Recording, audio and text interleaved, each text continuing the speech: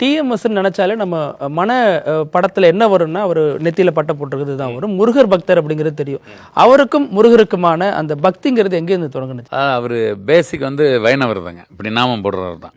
இப்போ அந்த மாதிரி நாமம் போட்டு இருந்திருந்தாருன்னா அவர் எங்கேயோ போயிருப்பார். அவர் ஐயங்கார், சௌராஷ்டிர ஐயங்காருங்கிறது தெரியாது. இப்படி பாட்டை போடுறதுனால வேறு ஏதாவது செட்டியாரோ முதலியாரது என்னடான்னு தெரியலடான்னு அங்கே அதே ஒரு மைனஸாக போச்சு. இப்போ இப்படி நாமக்கல் போட்டோம்னா நிறைய பத்திரிகைலேருந்து வேர்ல்டு வைடு வந்து சப்போர்ட் கிடச்சிருக்கும். இப்படி போட்டார், முருகா முருகான்னு போட்டார். ஸோ முருக பக்தன் ஆனதுக்கப்புறம் தான் முருகனுக்கு ஒரு பிஆர்ஓவே இருந்திருக்காருங்க ஐயா. எல்லாமே முருகா முருகன். அந்த முருகனை கூட்டதை நீங்கள் பக்தி பாடல் பார்த்தீங்கன்னா அந்த மாதிரி யாரும் கூப்பிட முடியாது. இப்போ மண்ணானாலும் திருச்செந்தூரில் மண்ணாவேன் ஃபஸ்ட்டு வெஸ்டர்ன் மியூசிக்கில் ஐயாவே இசையமைச்சு பாடினது. அது அவர் இசையில் வந்த பாடல். ஆமாம், அவர் இசையில் வந்த பாடல் தான் அது.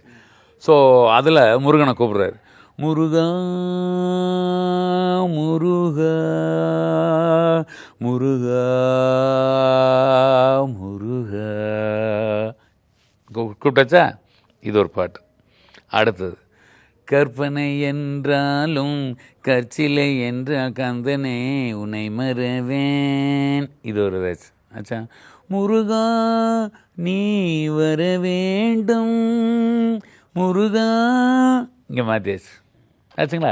ஒவ்வொரு முருகா ஒரு மாதிரி இருக்கு. Sir right.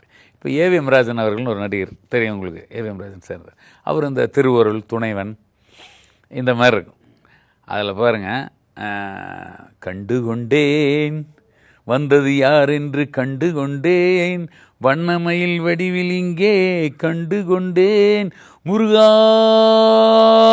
ஏன்னா ஏவிஎம் ராஜன் கூப்பிட்ற முருகன் அது. உலகத்தில் யாராவது செஞ்சுருக்காங்களா? முருகான்னு ஒரு வார்த்தை சொல்லணும். நீங்கள் எத்தனை பாடகரை வேணால் கூப்பிட்டாங்க, முருகனுக்கு பாடுறீங்க சார், பாட சொல்லுங்க பார்க்கலாம்.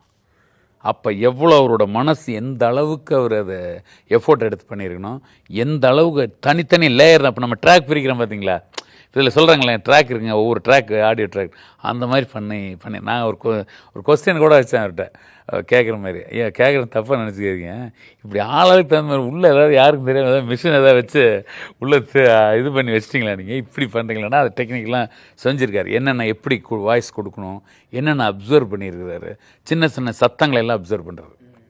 இப்போ நீங்கள் நாதம் அப்படின்னு பார்த்துக்கிட்டிங்கனாக்கா நம்மகிட்டே நிறையா இருக்கும், எல்லாருக்குள்ளேயும் நடிகன் இருக்கும்.